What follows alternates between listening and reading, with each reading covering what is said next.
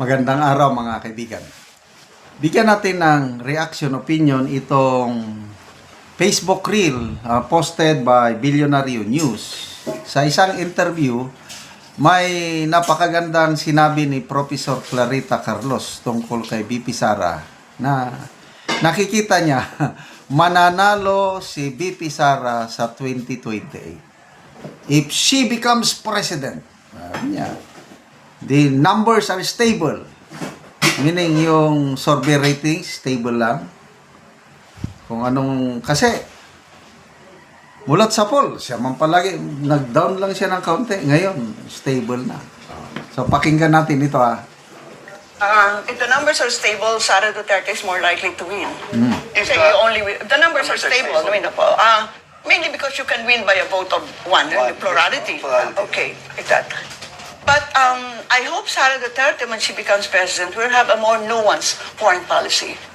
And I've always supported this, and this is also one of my memos to Bongbong Marcos. Strategic autonomy means you're not choosing between these two hegemons, but you have a more nuanced foreign policy, which means that whichever one gives us, channels for selling our banana, pineapple, etc., economic diplomacy, we go there.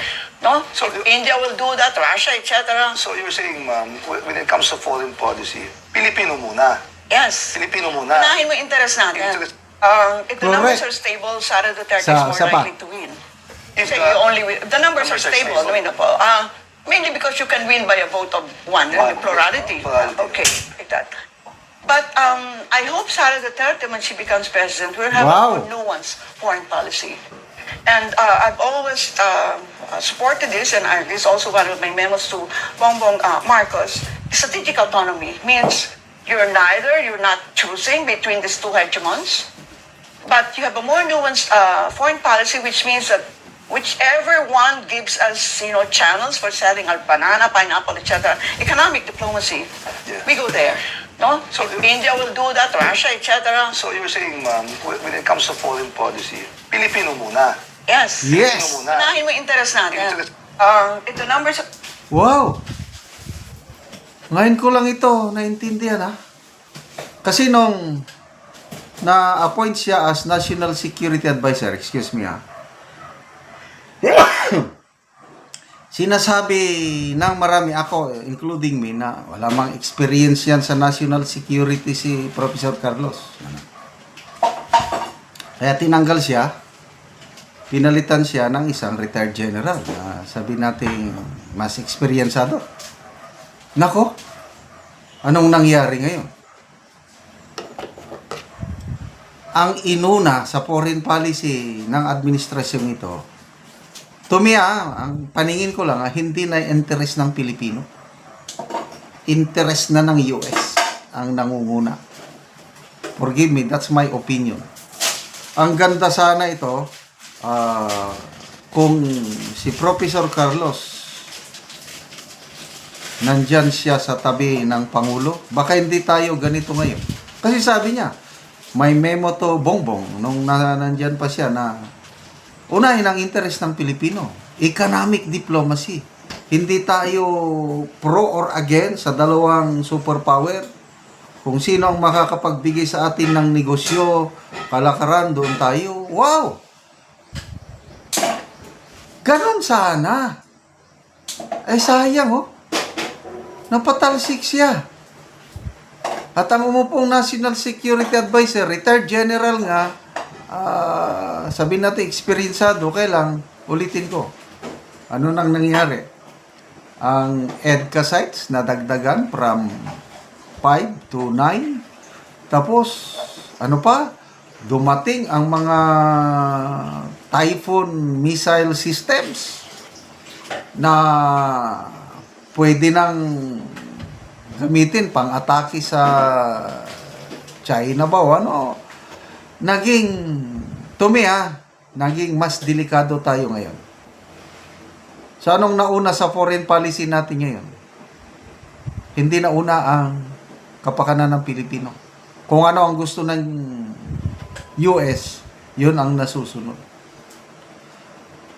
So, sana magdilang anghel si Professor Carlos, if the numbers are stable, itong surveys ngayon, kahit anong surveys, nangunguna palagi si VP Sara. Kung ma-maintain yan, mananalo siya. Ito naman si Trillanes, nangangarap, sabi niya, pwedeng yung nangyari kay VP Binay dati, mangyari kay VP Sara. Kasi si VP Binay noon, malayo pang eleksyon, nangunguna siya. Nung inilabas yung mga baho ni VP Binay, bumulusok siya at hindi na siya nakabangon. O ano sa tingin nyo? Mangyayari ba? Mag-alabinay ba itong ating VP Sara? Yun ang dream. Yun ang goal ni Trillanes. Kaya sampa sila ng sampa ng kaso. Plunder, graft sa ombudsman, impeachment, trial, sana makapanood na tayo ng bloodbath, at umaasa sila na bubulusok ang ratings ni VP Sara. So, kung bumulusok, hindi na stable. O yun, alanganin na kung bumulusok. But, kung continuous lang, ganyan lang, panalo na ang ating VP Sara. To me, magiging stable yan, papataas pa lang yan. Kasi iba ang karisma ni VP Sara. Malayo siya kay VP Binay. Pagdating sa karisma. Ibang-iba si VP Sara. Kaya, good luck na lang sa mga gustong magpabagsak kay VP Sara. Galingan ninyo. Impeachment. Diyan na, dalawa na. Yung impeachment ng Pangulo, na ibasura na. Expected ko na yon. Wala na tayong asahan doon. Itong impeachment ni VP Sara, pagdating sa Committee on Justice, nakikita ko, papasa ang labanan sa plenary. Tingnan natin kung makakuha ba sila ng enough votes para maiakyat sa Senado. Kaya lang, no worries at all, kahit aakyat sa Senado ang impeachment ni VP Sara, panalo pa rin siya dahil sa mga senador na handang tumulong sa kanya. Salamat mga kaibigan sa inyong pagsubaybay sa ating channel. Nakakatulong kayo ng malaki sa tribong Talanding na Bukidnon dahil ang income natin sa channel na ito is pantulong po sa tribo. Namimigay tayo ngayon ng libreng yero at pako para makapagpatayo sila ng mas maayos na tirahan. Panoorin nyo ang video na ito. Ano ni ang natagaan na mo gero? So, Sinya gihatag ninyo sa hinabang.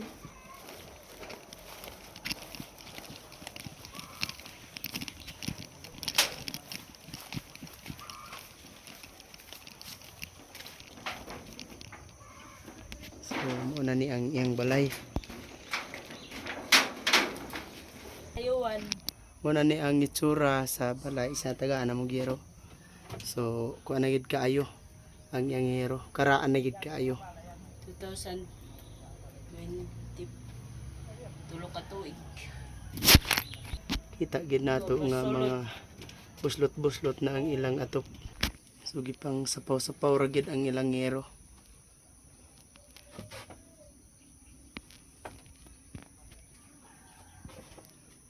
So, muna po ni ang ilang kahimtang, ang ilang mga kaldero na alang duha ka buk mga gagmay. Ug karon pila na ni ka tuig ang inyong balay nga inani na ang itsura sa inyong atop? Tulo ka tuig na. Turo na ka tuig. So, kuan dugay-dugay na gyud. Wa mi naka palit og atop kay tungod sa kalisod. Unsa ra day ang trabaho sa imong bana? Kuan. Mag-uuma. Kanang gapamugas lang mo og mga mais. Oh, So pila ka kang imong anak? isa pa. Isa pa, so ga eskwela na. Dili pa. Dili pa. Ani pa nga tuig. So tungod sa kalisod wala gid mo naka-afford og balit og yero. Oh. Okay. Salamat sa Ginoo nga kaning sin na inabangan na gid mi. So salamat kaayo. Thank you.